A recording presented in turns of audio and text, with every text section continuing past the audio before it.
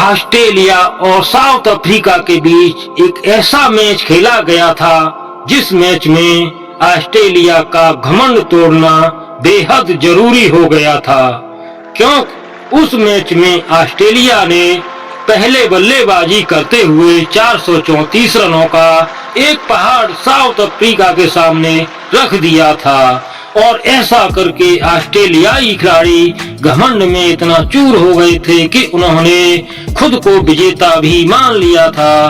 तब ऑस्ट्रेलियाई खिलाड़ियों का घमंड भी एक हद तक जायज था, क्योंकि तब पूरी दुनिया मानती थी कि उस दौर में एकमात्र ऐसी टीम ऑस्ट्रेलिया ही थी जो 400 रन बना सकती थी और यहाँ तो बात 434 रन को चेज करने की थी। यही कारण था कि ऑस्ट्रेलिया पूरी तरह से श्योर था कि वो लोग इस मैच को जीत चुके हैं, लेकिन जवाबी कार्यवाही में जब साउथ अफ्रीका के बल्लेबाज मैदान पे बल्लेबाजी करने उतरे तो उन लोगों ने जो कारनामा किया उसे देख आपके रोंगटे खड़े हो जाएंगे। तो चलिए इस कहानी को शुरू करते हैं। और इस मैच में ऑस्ट्रेलिया ने टॉस जीतकर पहले बल्लेबाजी करने का फैसला किया और ऑस्ट्रेलिया के लिए एडम गिलक्रिस्ट के साथ साइमन कैटिज पारी की शुरुआत करते हैं, जहां पहले ओवर की 5वीं गेंद पर ही चौका लगाकर गिलक्रिस्ट ने अपनी तूफानी शुरुआत भी कर दी थी। हालांकि पारी का दूसरा चौका आने में थोड़ा समय लगा, जो चौथे ओवर में आया, लेकिन इसके बाद गिलक्रिस्ट ने साउथ अफ्रीका के गेंदबाजों को बेरहमी से पीटना शुरू कर दिया।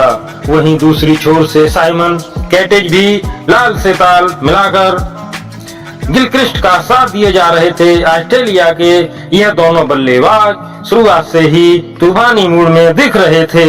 हर ओवर में हर गेंदबाज के ऊपर चौकों की बरसात हो रही थी और फिर देखते ही देखते एडम गिलक्रिस्ट ने मात्र 35 गेंदों में ही अपना अर्धशतक भी पूरा कर लिया था। यह अर्धशतक पूरा करने के बाद गिलक्रिस्ट और भी ज्यादा खतरनाक बैटिंग करने लगे थे। इसी दौरान उन्होंने एक बड़ा शॉट खेलकर 65 रनों पर आउट हो गए और 97 के स्कोर पर साउथ अफ्रीका को पहली सफलता हाथ लगी थी। गिलक्रिस्ट का विकेट लेकर अभी साउथ अफ्रीका को थोड़ा सा सांस मिला ही था कि तभी नंबर 3 पर बल्लेबाजी के लिए आते हैं रिंकी पोंटिंग, जिन्होंने आते ही तूफानी बल्लेबाजी करनी शुरू कर दी थी। दूसरी छोर से साइमन कैचन भी अच्छी लय में दिख रहे थे। उन्होंने चौका लगाकर अपना अर्धशतक भी पूरा कर लिया था। यहाँ से आगे कैटच और पोंटिंग ने मैदान पे ऐसी तबाही मचाई शुरू कर दी मानो उनके सर पे भूत सवार हो। इन दोनों बल्लेबाजों का बल्ला ऐसे गरज रहा था मानो जोहान्सबर्ग के मैदान पर बादल ही फट गया हो। यह लोग साउथ अफ्रीकी गेंदबाजों की ऐसी पिटाई कर रहे थे मानो उनमें किसी बात की घुनस निकाल रहे हों। मैदान पे चौके सिलसिला निरंतर चले जा रहा था और इसी बीच इसके साथ ही पोंटिंग ने भी अच्छा अर्धशतक पूरा कर लिया था। अर्धशतक पूरा करने के बाद पोंटिंग एक बार फिर से साउथ अफ्रीकी गेंदबाजों पर बरस पड़े। यहाँ साउथ अफ्रीका का ऐसा कोई गेंदबाज नहीं बचा था जिसने पोंटिंग के बल्ले की मार ना झेली हो। चौके की बरसात में साउथ अफ्रीका का स्कोर बोर्ड भी तूफान की गति से आगे बढ़े जा रहा था। यहाँ कैटच 77 रन पर तो पोंटिंग 67 रन बनाकर मैदान पर डटे और मात्र 29 ओवर में ही ऑस्ट्रेलिया का स्कोर 200 रनों के पार तक जा पहुंचा था। लेकिन फिर पारी के 31वें ओवर में साइमन कैटिज एक और लगाने की कोशिश में आउट हो जाते हैं, पर अब तक ऑस्ट्रेलिया इस मैच में अपनी पकड़ को काफी मजबूत बना चुका था। यहाँ से आगे भी पोंटिंग ने चौके मारने के सिलसिले को जारी रखा और अपनी टीम को मजबूती में देख माइकल हसी भी तो ताबड़तोड़ बल्लेबाजी करनी शुरू कर दी थी। ऑस्ट्रेलिया के लिए सबसे प्लान पॉइंट यह था कि उसके 8 बल्लेबाज अभी भी बाकी बचे हुए थे, इसीलिए माइकल हसी और पोंटिंग जोखिम लेने से भी थोड़ा भी नहीं कतरा रहे थे। कहने को तो यह डे का मैच था, लेकिन यहाँ बल्लेबाजी पूरी तरह से T20 के अंदर हो रही थी। अब देखते ही देखते पोंटिंग 99 रनों पर आ चुके थे और फिर एक सिंगल लेकर पोंटिंग ने 71 बॉल पे अपनी सेंचुरी भी पूरी कर ली थी। वहीं दूसरी छोर से माइकल हसीन ने भी चौका लगाकर अपने 50 रन पूरे कर लिए थे। यहाँ साउथ अफ्रीका के कप्तान के पास जितने भी बॉलिंग के ऑप्शन थे उन्होंने सबको आजमा लिया, पर जो भी आ रहा था उनको हसी और पॉन्टिंग बहुत बुरी तरह से पीटे जा रहे थे। अब हर ओवर में लगभग 15 रन बनना आम बात हो गई थी। अब तक 45 ओवर का खेल समाप्त हो चुका था और ऑस्ट्रेलिया ने मात्र 2 विकेट खोकर ही 362 रन बना लिए थे। हालांकि यहाँ से आगे पारी के 46वें ओवर में माइकल हसी 51 बॉल पे 81 रनों की तूफानी पारी खेल आउट जरूर हुए, लेकिन उससे अब पूरा ऑस्ट्रेलिया को फर्क ही क्या पड़ने वाला था। दूसरी छोर से रिकी पॉन्टिंग अभी भी बरसाए जा रहे थे। वह हर गेंद को पारी की आखिरी गेंद की तरह खेल रहे थे। हालांकि अभी भी 3 ओवर का खेल बाकी था और आखिरी के इन 3 ओवरों में ऑस्ट्रेलियाई बल्लेबाजों ने ऐसी तबाही वाली बल्लेबाजी करी जिससे साउथ अफ्रीका को इस मैच में पूरी तरह से बाहर का रास्ता दिखा दिया था।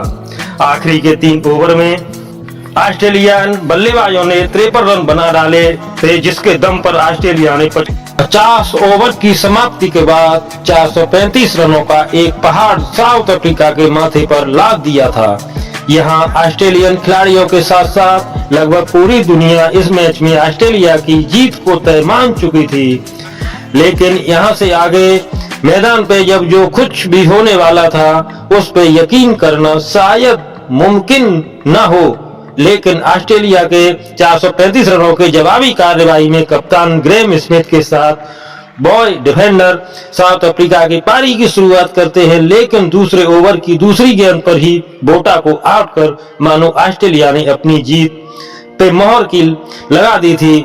मात्र 3 रनों के स्कोर पर ग्रेम स्मिथ का साथ देने बल्लेबाजी के लिए आते हैं हर्सल गिब्स, जिन्होंने अपनी किताब में लिखा था कि इस मैच के पहले वाली रात उन्होंने इतनी ज्यादा शराब पी थी जिसका नशा उन्हें अभी तक था। यहाँ हर्सल गिब्स के साथ ग्रेम स्मिथ मिलकर कंगारू गेंदबाजों को जवाब देना शुरू कर दिया। हालांकि कंगारू गेंदबाज पूरी तरह से कन्फर्म थे कि यह लोग चाहे जितना भी मार ले, लेकिन इनकी तो औकात ही नहीं है कि यह 400 रन की पार कर लें। और शायद तब तक बात हर्सल गिब्स और ग्रेम स्मिथ को भी पता था कि इस टारगेट तक तो यह पहुंच नहीं सकते, पर जितनी तेज हो सके यह लोग इन रन बनाने का प्रयास जरूर कर सकते हैं। इसी दौरान इन दोनों के बीच अर्धशतकी साझेदारी भी बन जाती है। साउथ अफ्रीका के बल्लेबाज को एंजॉय कर रहे थे, लेकिन सबको पता था कि टारगेट को बहुत बड़ा है, उसका तो सोचो मत। सिर्फ बैटिंग के मजे लो और हर्सल गिब्स और ग्रेम स्मिथ की दर्शकों को मजे दिलाने में कोई संकोच नहीं कर रहे थे। और इसी बीच दोनों बल्लेबाजों ने अपने अपने अर्धशतक भी पूरे कर लिए थे और अर्धशतक पूरा करने के बाद इन दोनों बल्लेबाजों ने अचानक से मौसम को बिगाड़ते हुए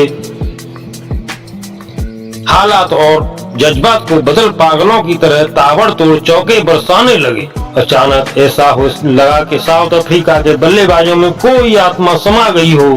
जोहान्सबर्ग के मैदान पर एक बार फिर से ऑस्ट्रेलियाई पारी की तरह ही चौके और बरसने लगे। हर्सल गिब्स और ग्रेम स्मिथ का इंटेंशन यहाँ भले ही मैच जीतने का ना हो, पर ऑस्ट्रेलियन गेंदबाजों से बदला लेने का जरूर था। इन दोनों बल्लेबाजों की तूफानी पारी से थोड़ी ही यही पर 1-2% जीत की उम्मीद दर्शकों को अब जरूर हो गई थी, क्योंकि 22 ओवर की समाप्ति के बाद अब साउथ अफ्रीका का स्कोर 190 रनों तक आ पहुंचा था। लेकिन तभी साउथ अफ्रीका की उम्मीदों को तोड़ते हुए ग्रेम स्मिथ 55 बॉल पर 90 रनों की तूफानी पारी खेल आउट हो जाते हैं और 190 के स्कोर पर साउथ अफ्रीका अपना दूसरा विकेट गंवा देती है। हालांकि दूसरी ओर से हर्सल गिब्स को मानो इस बात का कोई फर्क ही नहीं पड़ा हो। शराब का नशा तो पहले से भी था, लेकिन अब तो नशा उनके सर पर चढ़कर बोलने लगा था।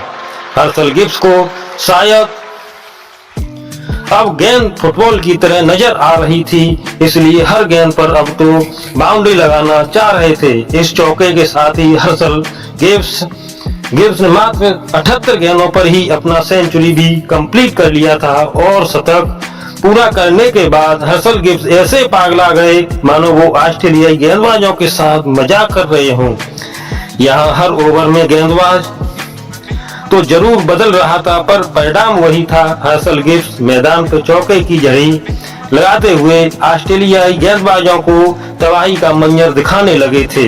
हालांकि दूसरी छोर से हर्षल गिब्स का साथ दे रहे एबी डिविलियर्स ने साउथ अफ्रीकी समर्थकों को निराश किया और वो मात्र 14 रनों की एक छोटी सी पारी खेल आउट हो जाते हैं। यहाँ अब साउथ अफ्रीका को आखिरी के बचे 19 ओवर में जीत के लिए 152 रनों की जरूरत थी, लेकिन साउथ अफ्रीका के लिए हर्षल गिब्स जिस तरह से मैदान पर डटे हुए थे, धीरे धीरे साउथ अफ्रीका इस मैच पर अपना कब्जा जमाए हुए थी। लेकिन तभी साउथ अफ्रीका के लिए टूट जाता है यह उम्मीद, क्योंकि हर्षल गिब्स 111 बॉल पे 175 रनों की बेहतरीन पारी खेल एंड्रू साइमन के शिकार बन जाते हैं और 299 के स्कोर पर साउथ अफ्रीका को चौथा झटका लग जाता है। यहां से आगे जय कालेस ने कुछ अच्छे शॉट लगाकर 20 रन जरूर बनाए, पर वह अपनी पारी को बड़ा नहीं बना पाते और 327 के स्कोर पर अब साउथ अफ्रीका का अपना 5वां विकेट भी गवा बैठती है। अब क्रीज पर थे मार्क बाउचर के साथ जस्टिन कैम। इन दोनों बल्लेबाजों ने मिलकर अभी थोड़े और रन अपने नाम किए थे कि तभी जस्टिन कैम की 13 रन बना करके आउट हो जाते हैं। लेकिन अब मार्क बाउचर का साथ देने आते हैं बेन डेरवाथ। इन दोनों बल्लेबाजों ने मिलकर एक बार फिर से चौके बरसाना शुरू कर दिया। यह मार्क बाउचर और बेन डेरवाथ के बीच एक अच्छी पार्टनरशिप लगती है, जिससे अब आखिरी के 35 बॉल पे साउथ अफ्रीका को जीत के लिए 60 रन चाहिए थे। यहां से आगे अगले ओवर में बेन डेरवाथ ने बेहतरीन बल्लेबाजी करते हुए पहले तो एक चौका जड़ा और फिर एक लगातार स्ट्राइक रन रेट को थोड़ा और कम कर दिया था, लेकिन फिर मात्र 18 बॉल के 35 रन बनाकर बेन डेरवाथ भी आउट हो जाते हैं। यहाँ साउथ अफ्रीका थोड़े थोड़े अंतराल पर अपना विकेट तो जरूर खो रही थी, लेकिन अब यह मानो इस मैच को हाल में जीतना चाहते थे, इसलिए मार्क बाउचर और रोजर ने अपनी पूरी जान झोंक दी थी। अब आखिरी के बचे 3 ओवरों में साउथ अफ्रीका को जीत के लिए 30 रनों की जरूरत थी। जहां 48वें ओवर की पहली गेंद पर ही मार्क बाउचर ने चौका जड़कर साउथ अफ्रीका की उम्मीदों को जिंदा रखा और फिर उसी ओवर में एक और चौका भी लगा दिया और फिर आखिरी गेंद पर लगातार मार्क बाउचर ने मानो ऑस्ट्रेलिया को खून के आंसू ही रुला दिए थे। हालांकि पारी के 49वें ओवर में रोजर आउट हो जाते हैं। अब गेंद बची थी 6 और साउथ अफ्रीका को जीत के लिए रन चाहिए था 7। साउथ अफ्रीका इतिहास रचने के कुछ कदम ही दूर खड़ी थी। पारी का आखिरी ओवर डालने आते हैं ब्रेट ली, जहां पहली गेंद पर मात्र एक सिंगल आता है, लेकिन उसकी अगली गेंद को एंड्रू हॉल ने दम दमनाते हुए 4 रनों के लिए सीमा रेखा को पार कर दिया। अब यह मैच पूरी तरह से साउथ अफ्रीका की पकड़ में आ चुका था, क्योंकि अब गेंद बची थी 4 और रन चाहिए था मात्र 2, लेकिन तभी अगली ही गेंद पर एंडी वॉल की आउट हो जाते हैं। अब साउथ अफ्रीका का आखिरी विकेट क्रीज पर था और रन अभी भी 2 चाहिए थे, लेकिन अगली गेंद पर बहादुरी दिखाते हुए मखाया नवीती ने सिंगल लेकर स्ट्राइक मार्क बाउचर को दे दी और मार्क बाउचर ने ऑस्ट्रेलिया के घमंड को चकनाचूर करते हुए विजय चौका लगाकर साउथ अफ्रीका को यह मैच जिता दिया। साउथ अफ्रीका के खिलाड़ियों ने एक ऐसा कारनामा कर दिखाया था जिसकी उम्मीद किसी ने कभी सपने में भी नहीं सोची थी। वीडियो पसंद आई हो तो इस पे एक लाइक जरूर कीजिएगा और ऐसे ही रोमांचक मैचों की कहानियों के लिए इस चैनल को सब्सक्राइब कर लेना और बेल आइकन को भी दबा कर रखिएगा। अपना कीमती समय हमें देने के लिए आपका बहुत बहुत धन्यवाद। जय हिंद, जय भारत।